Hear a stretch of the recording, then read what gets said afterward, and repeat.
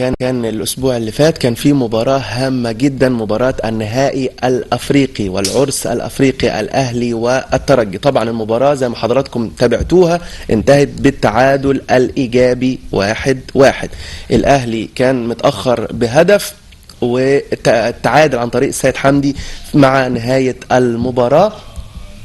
طبعا بتتابعوا معانا الهدف اللقاء اللي دخل في الأهلي الأول، وبعدين السيد حمدي عدل النتيجة 1-1. ان شاء الله مباراة العودة 17. ده طبعا هدف السيد حمدي، ده هدف التعادل، عدل النتيجة شوية. طبعا نتيجة غير مرضية لينا، غير مرضية لجماهير الكرة المصرية، لكن افضل طبعا من الهزيمة. وان شاء الله الاهلي قادر على ان هو يرجع من تونس بالكأس. كل التوفيق. طبعا المباراة تخرج في اطار الروح الرياضية باذن الله تعالى. الافضل يحقق باذن الله اللقب، طبعا نتمناها مصريه ونتمنى النادي الاهلي يفوز باللقب باذن الله تعالى.